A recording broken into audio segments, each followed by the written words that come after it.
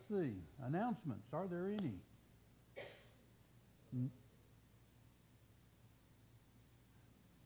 Next Sunday, fifth Sunday, we will be going to Monticello Methodist Protestant Church for fifth Sunday singing. Let me know, please, what your specials will be. Not necessarily the song, but that you're going to do one. Sure. Yeah.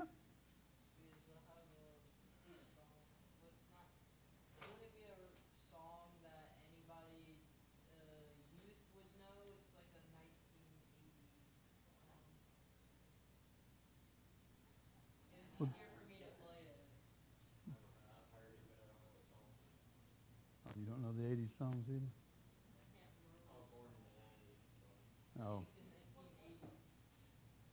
Guess you wouldn't remember the 80s songs then. Okay. So, fifth Sunday singing begins at 6 o'clock, and then food will be afterwards. And also, benevolent fund offering will be received next Sunday as well. Seems like there was another announcement. I don't. Guess not. All right. Any prayer requests?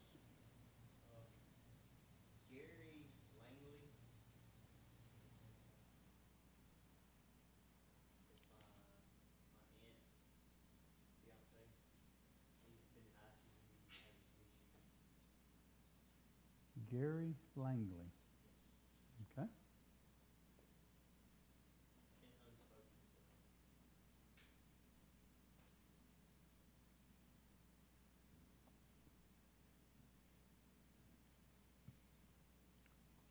And also, Amanda Gatlin is on our prayer list. Y'all be in prayer for her. Amanda's one of our youth that grew up in the church and lives in Brookhaven now, I believe it is. But she's having some health issues, so we need to remember her. And of course, continue to pray for Keith, that he will continue to heal as well. Okay, if there aren't any others, Ms. Eleanor, would you lead us in prayer, please?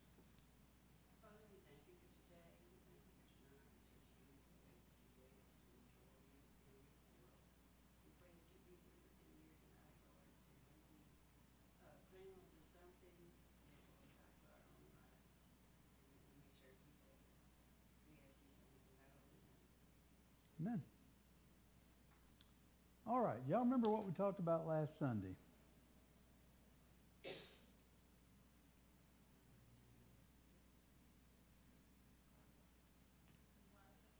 Ooh, there's smoke coming. How did you do that? Yeah.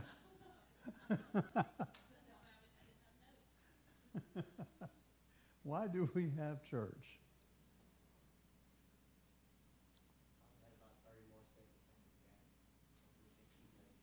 Mm-hmm. So we talked about why do we have church? And why do we have church?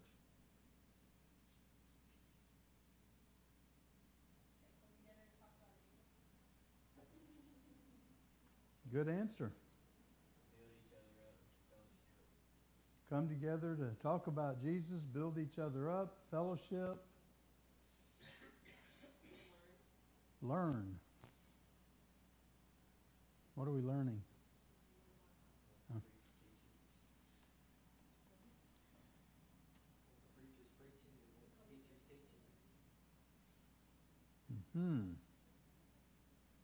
So, if I give a quiz, you'll be able to pass that quiz then.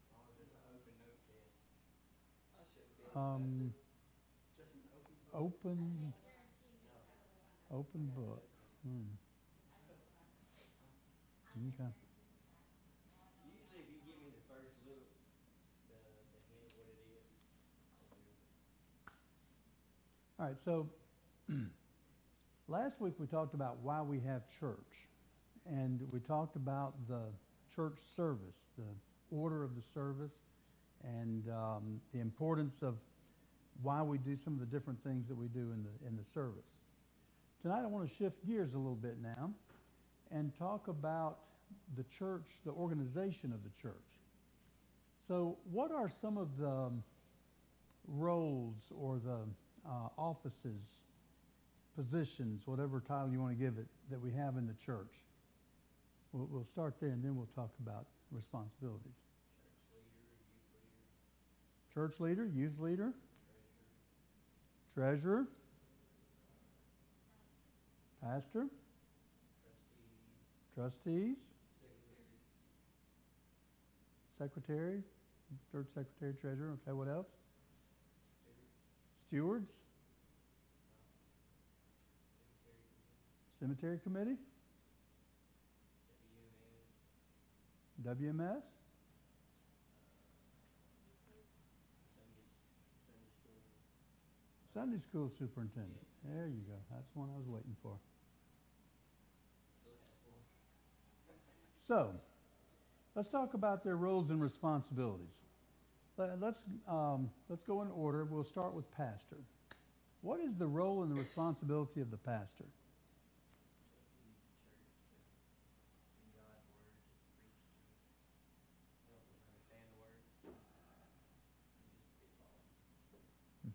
Can you still see me, Sean? I'm trying to get out of the sun there. All right. Tell me that again now. To help lead the church, to help us understand the word better. Okay. To help the Holy Spirit convict us of everything.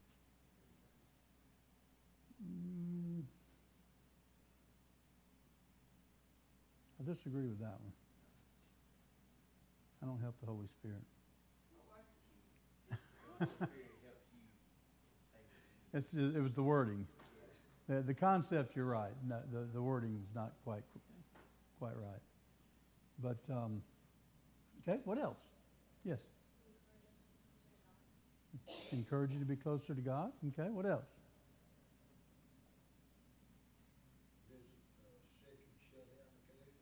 Visit the sick and the shut in as possible, right? What else?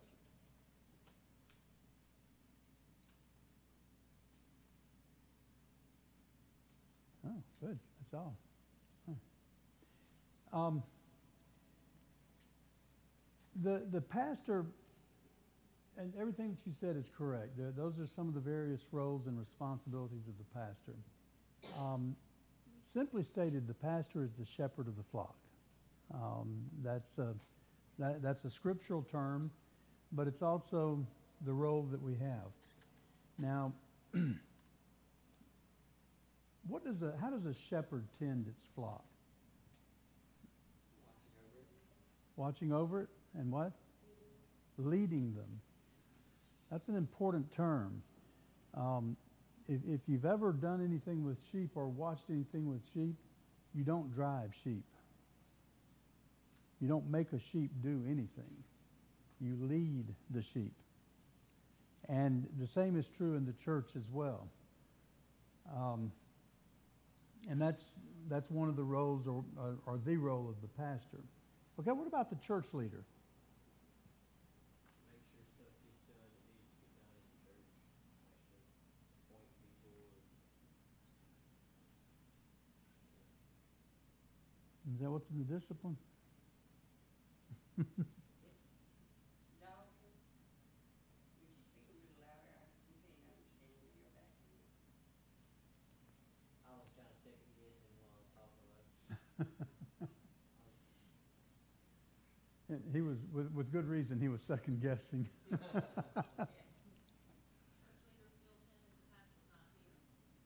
One of the primary roles of the church leader is technically to fill in when the pastor's not available. And this really goes back to the days of the circuit riding, when there were circuits, and there were times when the pastor could not be at every church service. And so the church leader's responsibility, then they called it class leader, and they changed it, I don't remember when, some time back. They changed it from class leader to church leader. And that was the role of the church leader. And so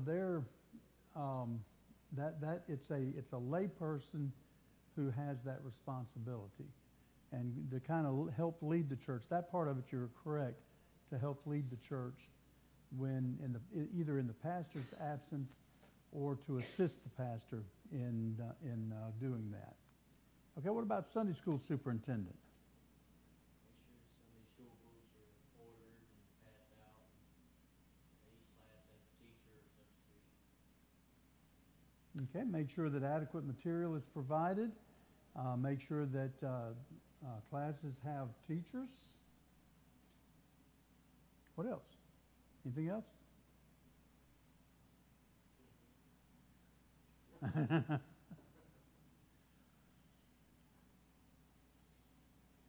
Who chairs the Sunday school committee?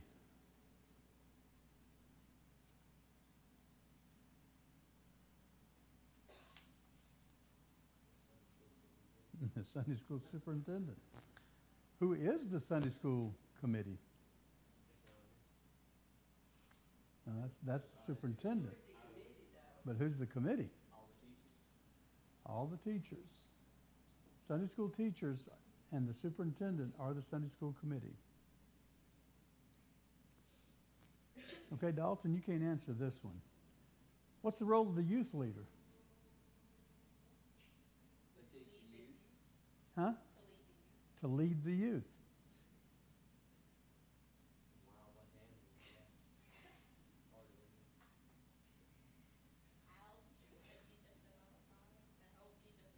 lead. To help teach you about God. Yeah, what else? What did we just do? There are some roles, some things that are impossible for the youth leader to do. What else?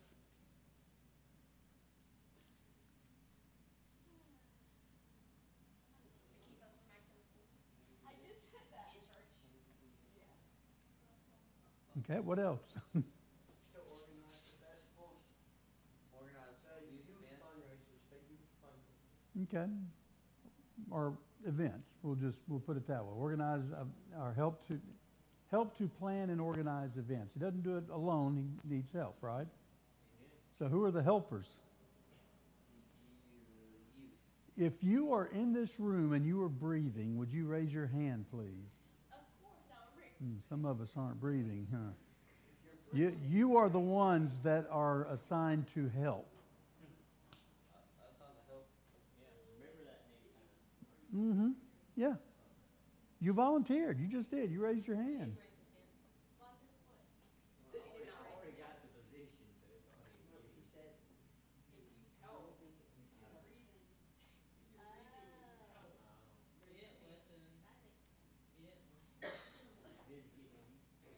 Okay, what about stewards? What is the role of the steward? Take care of things. To take care of. Do I? Oversee and manage church finances. Okay? help take up the votes for delegate elections. To do the elections. So that is one of the responsibilities of the steward. They and those are the primary responsibilities. The oversee the finances of the church and oversee elections. How did elections get in there? I'm just curious. How did It's in the discipline. Why? Somebody has to be responsible for it. So they are the elections committee. not the, what would it used to be, the committee that would, examining committee, or one that has, Because back then, the examining committee was part of the quarterly conference, not the local church. And when we removed, or when we did away with the quarterly conference, we brought that in together. We left that like it was, which is the stewards. you know, in conference, y'all elected election committee, We assign, it's an appointed committee. have an election committee. I mean, The stewards are the elections committee, yeah. I mean, that's what was, okay, I'm gonna use that term that I don't like to use. We've always done it that way. But that's what was in the discipline. I haven't looked back to see how far back that goes, but,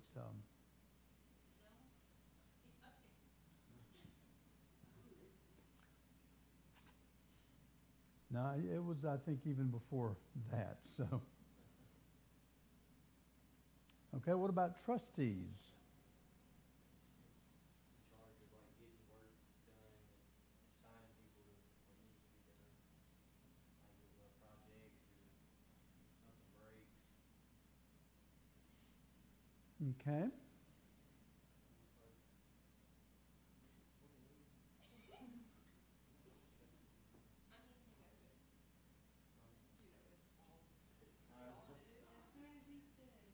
so let me state it this way, if I may. The trustee, the trustees, the committee, are responsible for the church grounds and church facilities. In other words, their responsibility is to ensure that the church is presentable and that everything is in working order.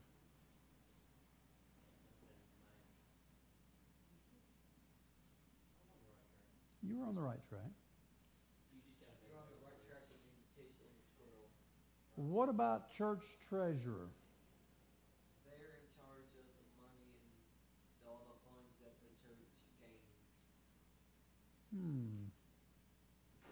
I thought we said the stewards were responsible for the church finances. Knuckle pop. Now there's a trick question, huh? You were almost right. They do manage the funds that are given, yes. Oh, okay. They do manage the funds that are given, and their responsibility is to make sure that all of the bills are paid and that the finances are used according to the what's determined by the stewards and the church board.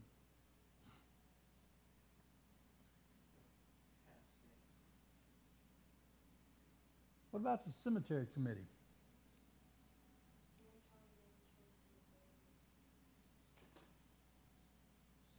Say that one more time.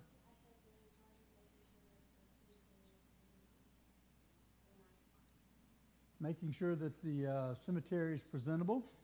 That's one part of it, yeah. They're the one that gets the flowers, so the cemetery could have flowers. Mm. Individual families do the flowers for their graves.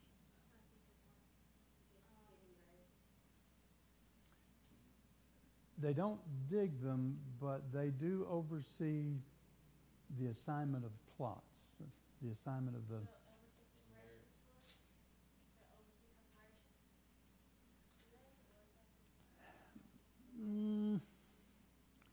Not necessarily. That's usually done by the funeral home and whomever the funeral home uses to open the grave. Yeah, they have people that come in and actually set everything up for a funeral. And they have somebody that'll come in and dig the grave. They'll put the tent up, set all the chairs out, and get everything ready. That's their assignment. That's their role, their job. Ain't they in charge of like, signing people on a plot?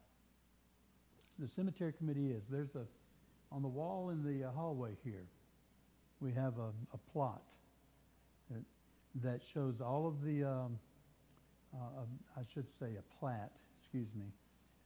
It's a drawing that shows each plot that's in the cemetery and the assignments and how those are assigned. Now, when you look at it, it's they're rectangles, and each one has a number assigned to it, like 1A3, for example, or something like that. And that all corresponds with the way that it's laid out in the cemetery. So when you look at the names on there, some of the names you'll see are written in ink, and some are written in pencil. Do you know why? Written pencil can be Mm-hmm. And what the ink is set stone. And ones in ink are out there. The ones in pencil are yet to be out there. That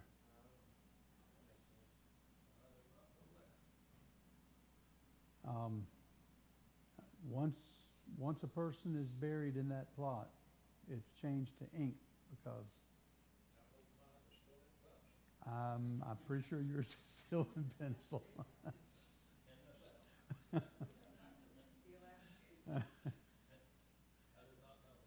see. Yes. That's why, because a person may select a plot and then maybe they leave the church, or maybe they decide they want to be buried somewhere else, then that can be erased and that plot can be reused. But once the person is buried there, then it's changed to ink because that plot is in use. It can't be reused.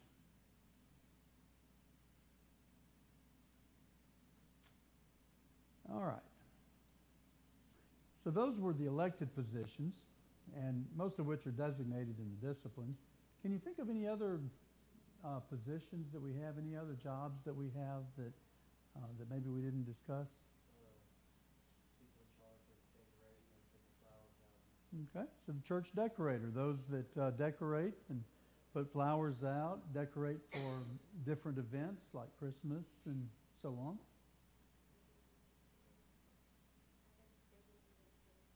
Yeah.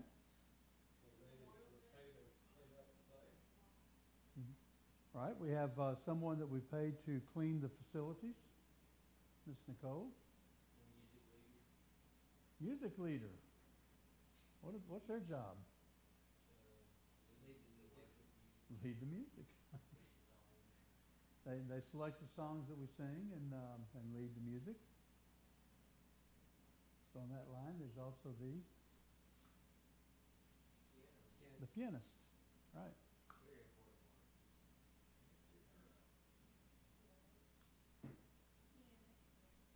one. I tried one time, it didn't work. All right, any other jobs, any other assignments? I'm probably going to be left out tonight. The one sitting back running the computer. The sound engineer. Sean. No, the sound engineer, that's it. Come on now, let's get it right. That is the sound engineer.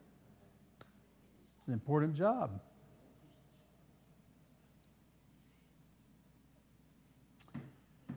So, what is your role in the church?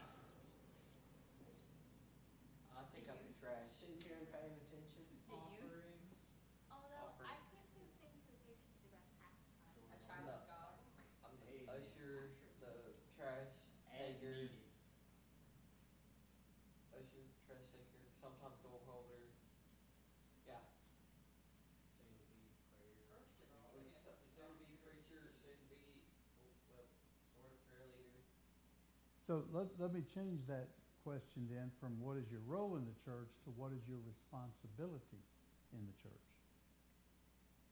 All the ones that just listed on my Actually, what I podcast. said, the way I have it worded is this: what are your obligations and/or responsibilities to the church?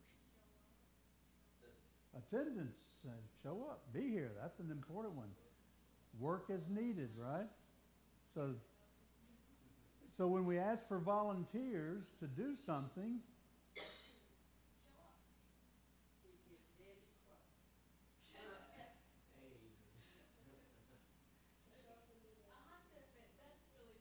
there is the proverbial, you can hear the pin drop, and this is hard to do on carpet, but you can in here then. Why is that? What about tithes? Is that a responsibility? If you want to put it as one.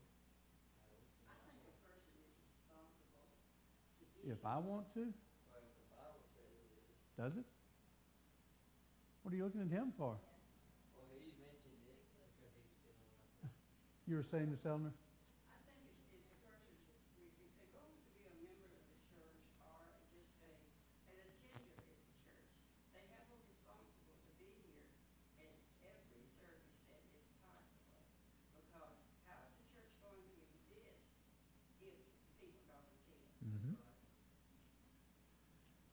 So to kind of take that back to the role of the pastor then, part of the role of the pastor, the Sunday school teacher, the youth leader, and the Wednesday night class teachers, we can't teach or instruct you if you're not here, right? Tithes. How is the church able to operate? How is it able to pay its bills? Do y'all enjoy this cool, the AC in here? Offerings. Through their offerings. Not free at all. In fact, I think this last month our combined electric bill was, if I remember correctly, close to $1,000. We would not have a church without the tithes. That's correct. So tithes are an important part. And if you'll remember last week, we talked about tithes and offerings. Do you remember the difference? What is a tithe? Tithe is what you're owed, and anything more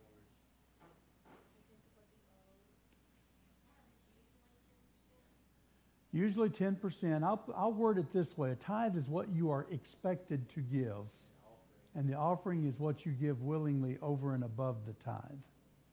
It's the tithe is what God says you will give. That is that percentage. 10% is the recommended. We find that has a scriptural basis for that. For example, in the Old Testament, when they were going through and selecting livestock, God said, "You'll count your livestock. The first one is mine, and the 10th after that." So every 10th one belonged to the Lord, and so that's 10%, right?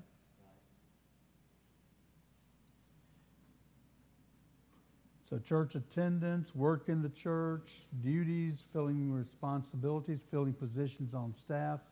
So when you're elected to a position, carrying out those duties. What is the role of the church in the annual conference?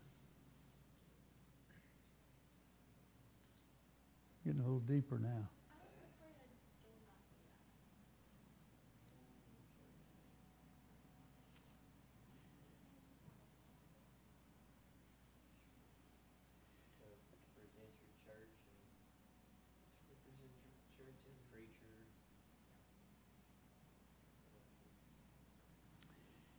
Let me put it this way. We'll start with tithes again. Just as the individual member is expected to give a tithe to the church is asked to give a tithe to the conference. And that tithe is what helps the conference to operate as well. We also provide members for various committees as well as working on different conference projects and needs. So when we talk about the annual conference then, what are the officers of the conference? First of all, who are the officers of the conference? Or not specifically who, but the different roles, position. So there's president, secretary,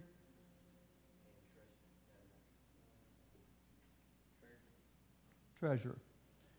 So the three positions in the annual conference are the president, the secretary, and the treasurer.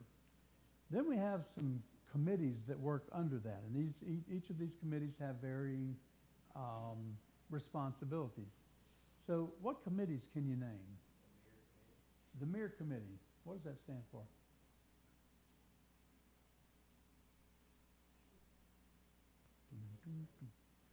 Huh? You didn't learn it.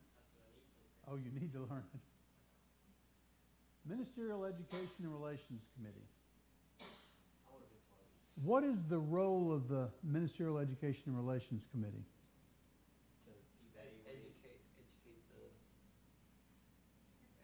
to help educate the preachers that's trying to come in for the course of studies. to give us the material and stuff that we need to be educated. I'm going to say to oversee their education.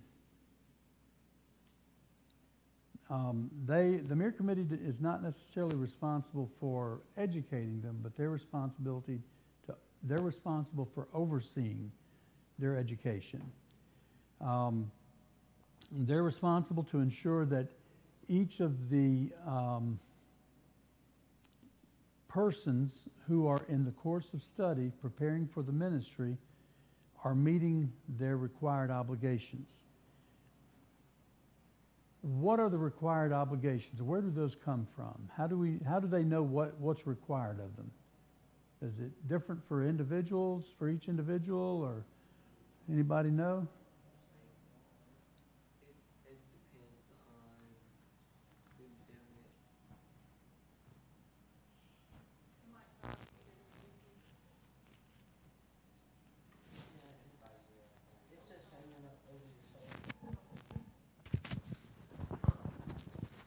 I don't guess it's been there all night, has it? I mean, I thought you did it on purpose. I was gonna say something.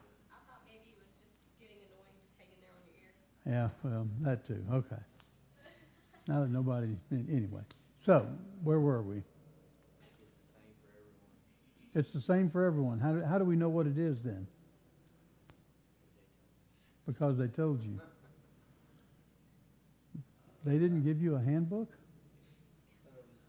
thought it was different for, it depends on who went in. Because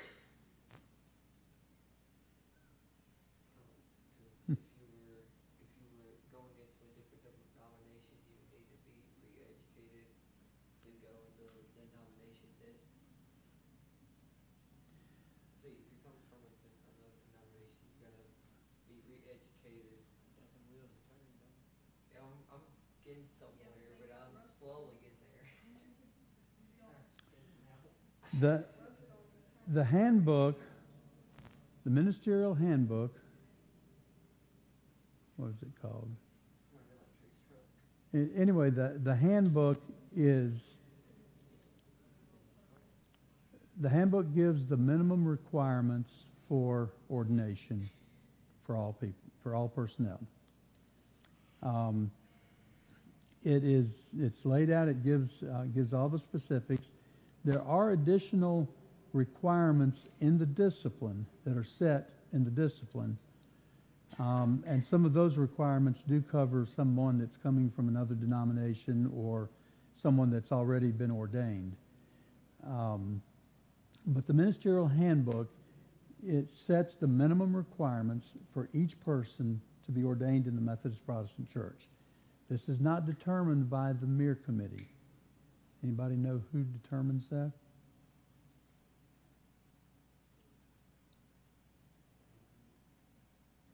Did you say Board of Christian Education at the general conference level? Is that what you said? If that's what you said, you're right. I mean, that was a good answer. So,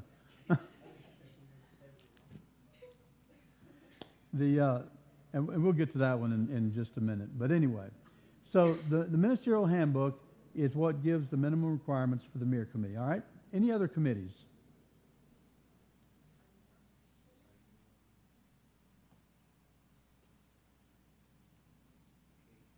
How are pastors assigned to churches? The stationing committee. The stationing committee is elected each year. It is a standing committee. There are two ministers and two laypersons on the stationing committee. And they meet during conference. And their responsibility is to make sure that each church has a pastor, if possible.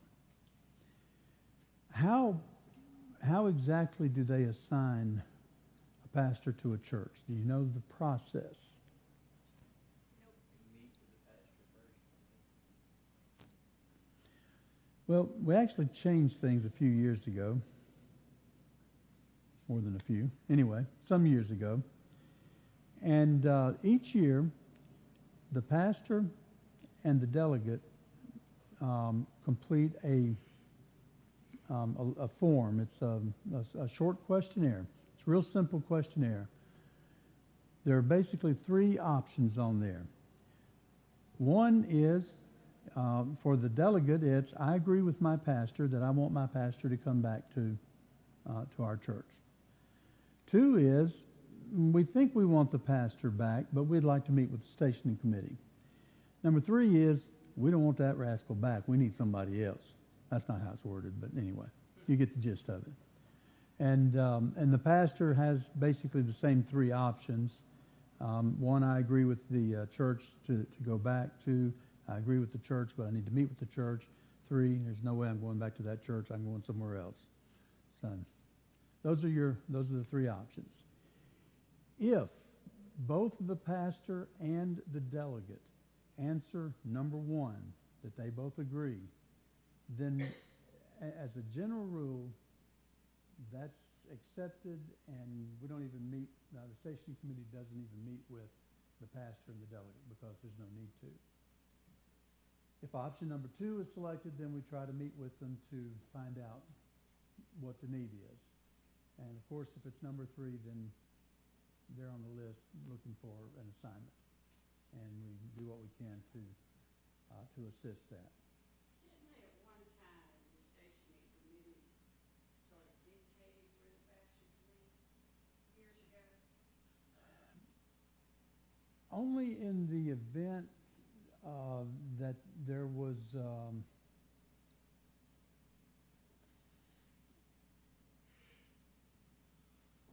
if there was an impasse, if they couldn't come to an agreement, or if there really wasn't anybody else to send, or sometimes it was just a hey, this is what we have available kind of thing. When I came here the first time, I was actually assigned to another church first. And they called me into the stationing committee Friday evening. And back then, conference sometimes would go to like 2, 3 o'clock Saturday morning. Anyway, they called me in and said, you're not going to Castle's Chapel, you're going to Forest Grove instead.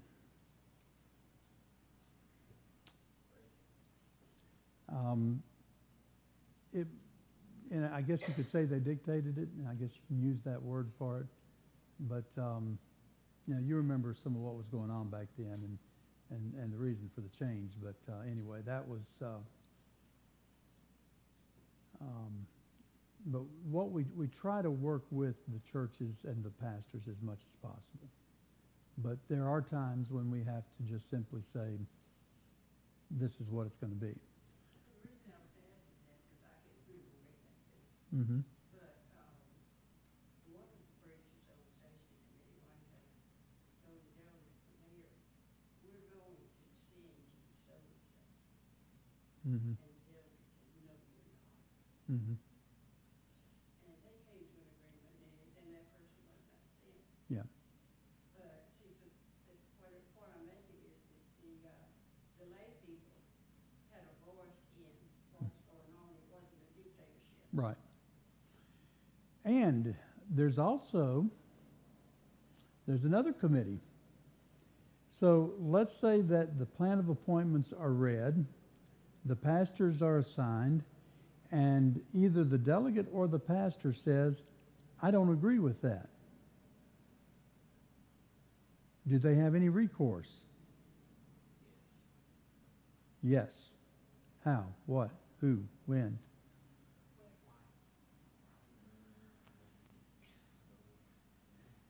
I'm going to appeal to your senses. Oh, the appeals committee. Yeah, there you go.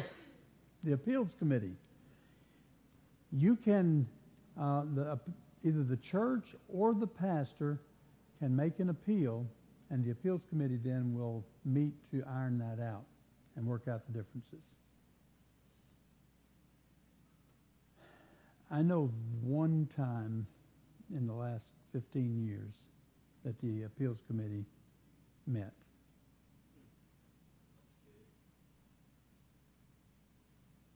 If I remember correctly, Brother Newton was on the appeals committee too. Isn't it strange how the two ended up with Forest Grove, two different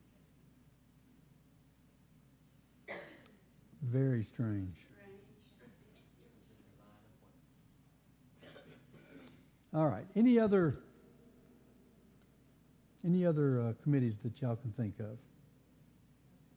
Won't get into details on them, but I'll just mention a couple. Just lay leader and deaconess committee. That's a new one. It was just the deaconess board, but now it's lay leader deaconess. Conference trustees. They have the same responsibilities, but theirs is for the conference, at the conference level. How about the layman's fellowship at the annual conference level? And Council of Religious Education, we call them CORE. What's their job?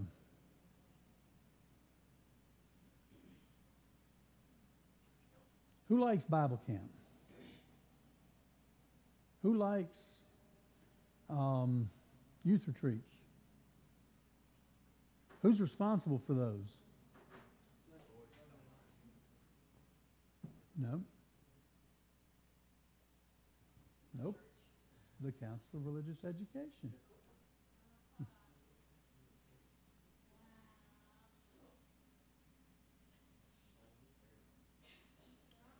All right, that's not an exhaustive list, but that just kind of gives you an idea.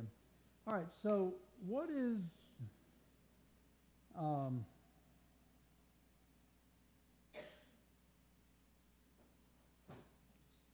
what about the General Conference? Can you think of any, well, first of all, what are the officers at the General Conference level?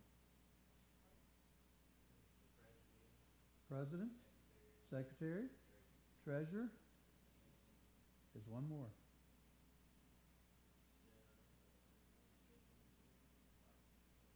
There is an Assistant Secretary.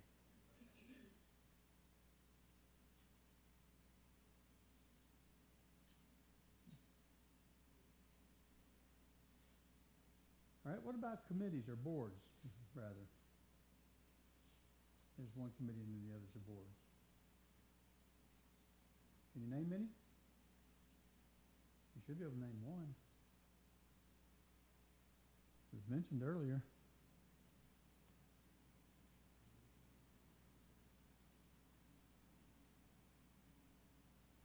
Am I going to have to educate y'all again? The what am I curious? Not the right type here. The words are not words. What? Your words not words. No, you're right about right. Okay, I'll tell you what they are.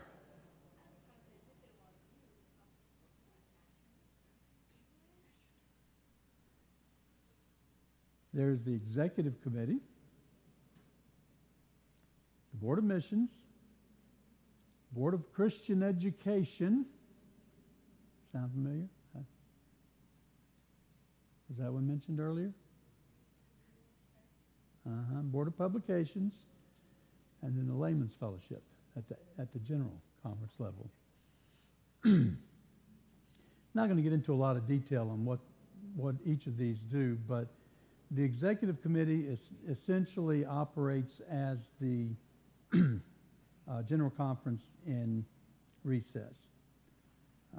It consists of four ministers, 4 laymen or lay people, along with the General Conference President, and the Secretary sits in the committee to keep minutes. And they operate, they do the work of the denomination during the recess. The Board of Missions is just that. They do, they're over the mission work, both home missions and foreign missions. Board of Christian Education is over both ministerial preparation as well as the councils of religious education come under the Board of Christian Education. The Board of Publications is responsible for the publications of the denomination, like the Methodist Protestant faith. And then the Layman's Fellowship, of course, is that they're over the Layman's Fellowship.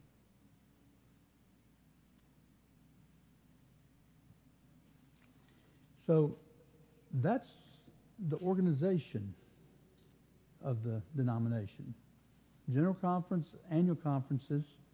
How many annual conferences do we have now? Anybody know? 3 annual conferences. 3. Name them. Correct. What did you say? Alabama, Belize, and Mississippi? Is that what you said? That's not what he said. He said that thing. I said it in my mind. You said it in your mind, huh? All right, so those are the annual conferences, and then, so the general conference, the annual conferences, or I should say the general conference, the annual conferences, and then the local churches. And that's the organization, and that's all laid out in the discipline. So that meets our requirement to look at the discipline each year. Any questions, any comments? I think it's important for these young people to know, when you talk about attending, and you talk about being a church member, Mhm. that they don't consider probationary. Right. At some point, we hope and pray that they will, feel the urge to make a commitment to this church and become an official member. Mhm. So for it, and for us to make a commitment to Forest Grove, to be here and to grow up and to work. Fill those roles of workers and leaders and teachers we need. So did y'all hear what she said? It's important for the young people to know this stuff. That's not exactly what she said. But. So you're on probation. Was just a person who attends considered to be on probation, or is there some ritual or something that you recognize? Well, I'm not a member of the church. It depends. What? Yeah. Well, the discipline actually uses the term probationary member. And historically, where that came from,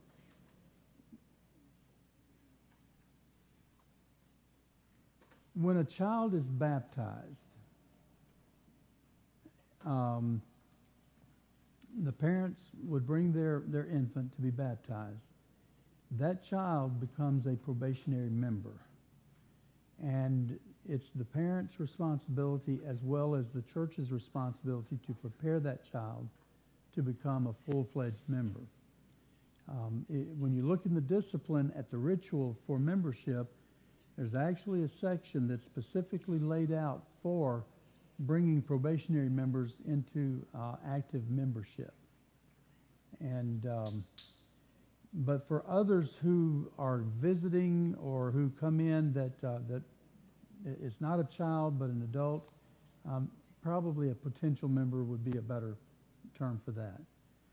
But it is important. It is important that you know how the church operates. It is important that you know what the different functions are, and it is important as your walk with Christ grows and develops, that you do get to that point to where you make a commitment to the church and you do join the church, not just attend, but formally commit to membership, because that is an important part of the church. What are the benefits of membership? Anybody know? Huh? Voting. Yeah, you get to vote. And you get a plot across the road.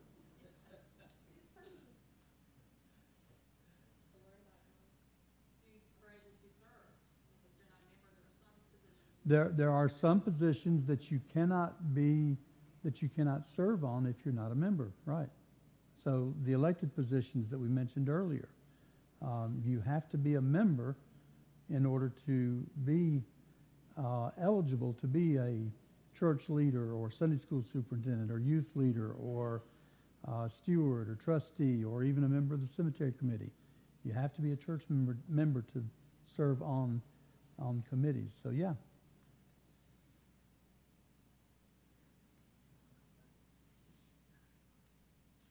All right. Anything else? I'll make one quick announcement in closing. Well, two. One reminder that next Sunday, fifth Sunday, we're gonna be at Monticello at 6 o'clock. And then the following Sunday, we're gonna have a guest speaker. Amen. You better all come and support that guest speaker. It's all interesting. You all know who that guest speaker is? Nope. No, he's not a guest, he's good. He's a future. All right, I yeah. said a teacher in the All right. 2 weeks from tonight, Jaden is going to be our speaker. All right. Y'all remember, I said something in Sunday school about it. That's how the Lord works. Me and Brother Bobby never talked about it. That is correct. We did not. Who did you say?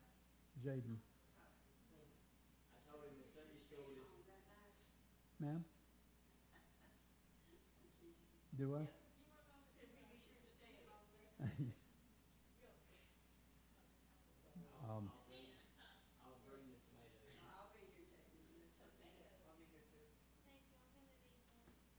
Okay, if all hearts and minds are free, let's stand. And on that note,